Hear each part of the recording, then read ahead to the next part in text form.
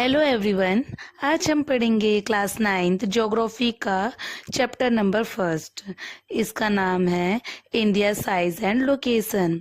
इस चैप्टर में हम इंडिया के साइज और लोकेशन के बारे में जानेंगे। वर्ल्ड में इंडिया की क्या पोजीशन है इसके बारे में जानेंगे और साथ ही हम इंडिया के नेबरिंग कंट्री के बारे में जानेंगे। हमें इस चैप्टर को बहुत ही अच्छे विजुअल और एनिमेशन की मदद से समझेंगे, जिससे आपको हर एक टॉपिक बहुत ही अच्छे से समझ में आएगा। तो चलिए स्टार्ट करते हैं।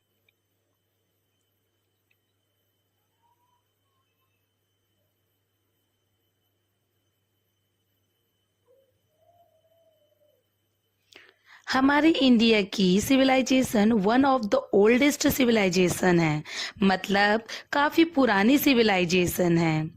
और हमारी जो हिस्ट्री है वो काफी रिमार्केबल है। और अगर हम पिछले 50 सालों के बारे में बात करें तो इंडिया में काफी रिमार्केबल प्रोग्रेस देखने को मिला है, चाहे वो एग्रीकल्चर की फील्ड हो, चाहे वो इंडस्ट्री की फील्ड हो, चाहे वो टेक्नोलॉजी की फील्ड हो।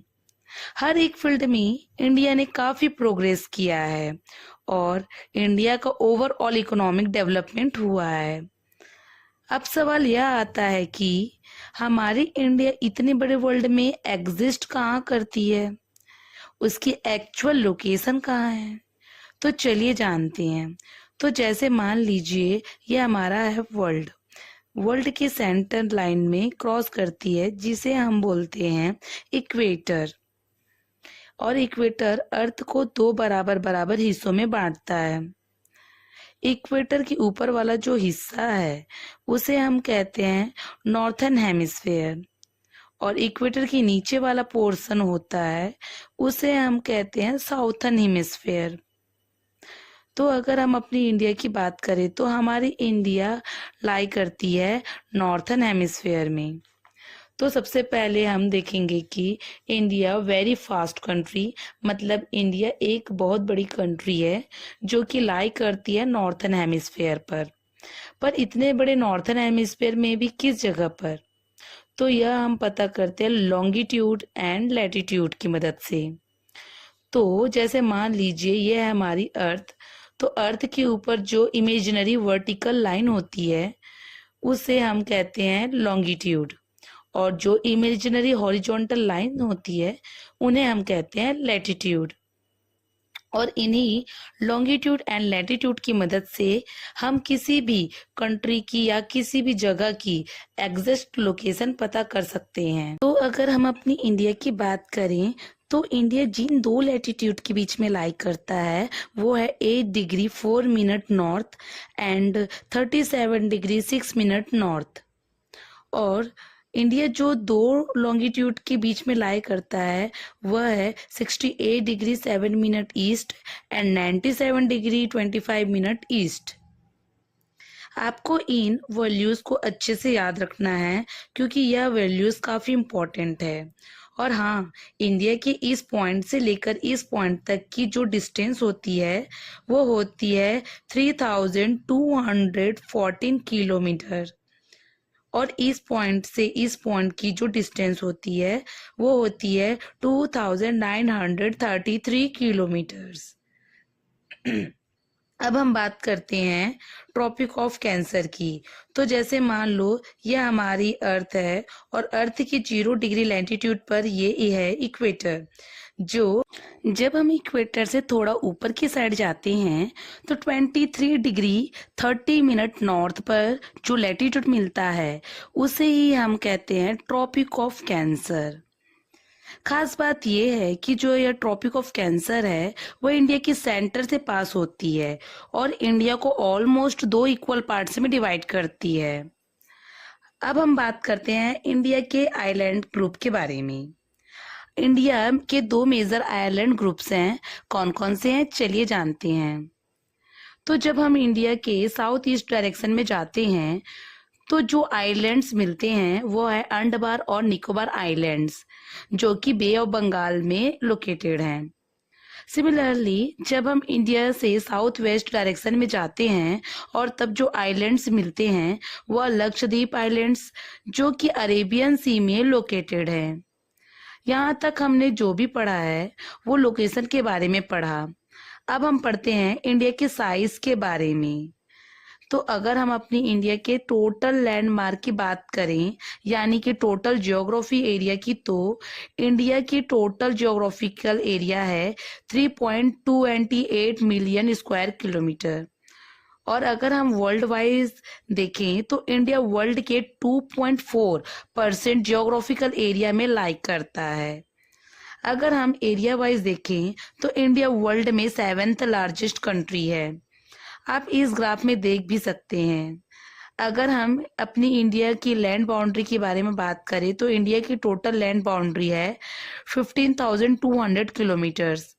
और अगर हम अपनी इंडिया की कोस्टल लाइन के बारे में बात करें, मतलब कितना एरिया हमारा ओशियन से लगा हुआ है, तो इंडिया की टोटल कोस्टल लाइन है 7,516.6 किलोमीटर। इसमें लक्षद्वीप और अंडमान निकोबार आइलैंड भी इंक्लूडेड हैं। इनफैक्ट हमारी इंडिया की कोस्ट लाइन जितनी ज़्यादा कनेक्ट है इंडियन ओशियन के साथ, उतनी किसी भी कंट्री की नहीं है। इंडिया के नॉर्थ वेस्ट, नॉर्थ और नॉर्थ ईस्ट डायरेक्शन में हमें देखने को मिलते हैं बड़े बड़े माउंटेन्स, जिन्हें बोला जाता है हिमालय, जो कि यंग फोल्ड माउंटेन्स, यानी कि कुछ ही मिलियंस ईयर पहले फॉर्म हुए माउंटेन्स का ग्रुप। वहीं अगर हम नीचे की साइड देखें तो अबाउट 22 डिग्री से इंडिया की चौड़ाई कम होती जाती है, यानी कि नैरो होती जाती है टुवर्ड इंडिया ओशियन। अब आप इंडियन के मैप को फिर से देखो तो इंडिया का जो लैटिट्यूडनल एक्सटेंड है वो ऑलमोस्ट 30 डिग्री है। सिमिलरली इंडिया का जो लॉन्गिट्यूडनल एक्सटेंड है वह भी ऑलमोस्ट 30 डिग्री है। पर अगर हमें एग्जैक्टली देखें तो इंडिया की ईस्ट से लेकर वेस्ट की जो एक्सटेंट है वो छोटी है इंडिया के नॉर्थ से लेकर साउथ के एक्सटेंट के मुकाबले। अब आपको एक और इम्पोर्टेंट बात याद रखनी है कि अरुणाचल प्रदेश और गुजरात के बीच में 2 घंटे का टाइम लाइव देखने को मिलता है, मतलब 2 घंटे के डिले देखने को मिलता है। ऐसा इसलिए होता है क्योंकि इन दोनों स्टेट के बीच में डिस्टेंस बहुत ज्यादा है और हमारी अर्थ कंटिन्यूसली रोटेट कर रही है, जिस वजह से अरुणाचल प्रदेश में सनराइज 2 घंटे पहले हो जाता है और इस कंपेयर टू गुजरात। वहीं गुजरात में सनराइज 2 घंटे बाद देखने को मिलता है। तो इस हिसाब से अगर अरुणाचल प्रदेश में सुबह के 5 बज रहे हैं तो 2 घंटे का टाइम लैग होने के कारण गुजरात में तो 8 बजने चाहिए। पर ऐसा होता है क्या? नहीं ना, क्योंकि एक ही कंट्री में 2 अलग अलग टाइम कैसे हो सकता है? तो इस समय की गड़बड़ी को सुधारने के लिए 82 डिग्री 30 मिनट ईस्ट का जो लॉन्गिट्यूड था, इसी को मान लिया स्टैंडर्ड मेरिडियन ऑफ इंडिया। यह जो स्टैंडर्ड मेरिडियन है वो इंडिया की मिर्जापुर उत्तर प्रदेश के पास करता है। अब इसी को क्यों चुना गया एज अ स्टैंडर्ड मेरिडियन? तो ऐसे इसलिए है क्योंकि यह इंडिया की ऑलमोस्ट बीच से निकलता है और इसी के अकॉर्डिंग जो है इंडिया का टाइम कैलकुलेट किया जाता है। भले ही अरुणाचल प्रदेश में 2 घंटे पहले सूरज निकलता हो और गुजरात में 2 घंटे बाद निकलता हो, पर टाइम जो कैलकुलेट किया जाएगा वो इसी के हिसाब से किया जाएगा। जैसे अगर मिर्जापुर में 4 बज रहे हैं तो पूरे इंडिया में भी 4 ही बजेंगे, मतलब मिर्जापुर भिलाई जलवा है हमारा। India and the world, India की जो लोकेशन है वो है बहुत ही बेहतरीन है। हमारी ईस्ट इंडिया एशिया और वेस्ट एशिया के बीच में लाइव करता है। हमारी इंडिया साउथ वर्ल्ड एक्सटेंशन है एशिया कंट्री का। अगर मैं साफ साफ शब्दों में कहूँ, India has a very strategic central location. अब पता है इतनी अच्छी लोकेशन का होने का फायदा क्या होता है? फायदा यह होता है कि हम वर्ल्ड के साथ बहुत अच्छे से कनेक्टेड कर पाते हैं। जैसे कि हमारी इंडिया का डेक्कन पेनिनसुला है वो हमारे लिए बहुत खास है क्योंकि यह जो पोर्शन है वो इंडियन ओशन में लाई करता है, जिसकी मदद से हमें वर्ल्ड के साथ कनेक्टिविटी बहुत अच्छी मिलती है। जैसे कि वेस्टर्न कोस्ट की मदद से कनेक्टेड है वेस्ट एशिया, अफ्रीका और यूरोप के साथ। वहीं दूसरी ओर ईस्टर्न कोस्ट की मदद से हम कनेक्टेड हैं साउथ ईस्ट एशिया से और ईस्ट एशिया से। और आपको ये पता है इंडियन ओशन के अंदर जितनी बड़ी कोस्ट लाइन हमारी इंडिया की है उतनी बड़ी कोस्ट लाइन किसी भी कंट्री की नहीं है, यानी कि इंडियन ओशन के अंदर सबसे बड़ी कोस्ट लाइन हमारी है। इसलिए तो हम इतने बड़े ओशन को इंडियन ओशन के नाम से जानते हैं। हमारी जो कंट्री है इंडिया, उसका कांटेक्ट वर्ल्ड के साथ काफी पुराने समय से है।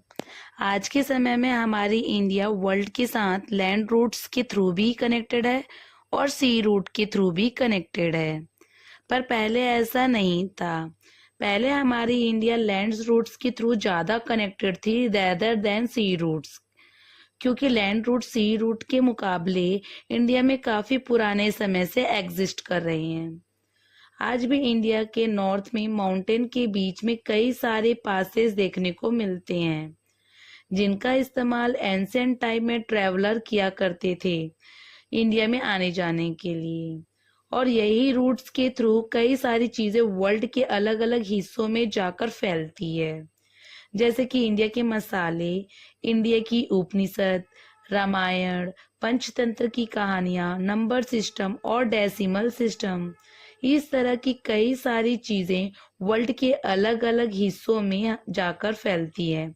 वहीं दूसरी ओर ऐसा नहीं है कि हमने केवल सिखाया ही है, बल्कि हमने भी वर्ल्ड से कई सारी चीजें सीखी हुई है। जैसे कि ग्रीक के लोग स्कल्पचर कैसे बनाते हैं, डोम्स एंड माइंड्रेट्स कैसे बनाए जाते हैं, तो हमने भी वर्ल्ड से बहुत कुछ सीखा है। लास्ट टॉपिक है हमारा इंडियन नेबर्स। इस टॉपिक में हम भारत के पड़ोसी देश के बारे में जानेंगे, लेकिन उससे पहले हम यह जान लेते हैं कि इंडिया में कितने स्टेट्स हैं और कितनी यूनियन टेरिटरीज हैं। तो हमारे इंडिया में टोटल 28 स्टेट्स हैं और 8 यूनियन टेरिटरीज हैं। तो चलो अब हम जानते हैं कि इंडिया के पड़ोसी देशों के बारे में, यानी कि इंडिया किन किन कंट्रीज के साथ अपना बॉर्डर शेयर करती है। इंडिया के नॉर्थ वेस्ट में जो नेबरिंग कंट्रीज है वह है पाकिस्तान एंड अफगानिस्तान। इंडिया के नॉर्थ में जो कंट्री है वह है चाइना, नेपाल, भूटान।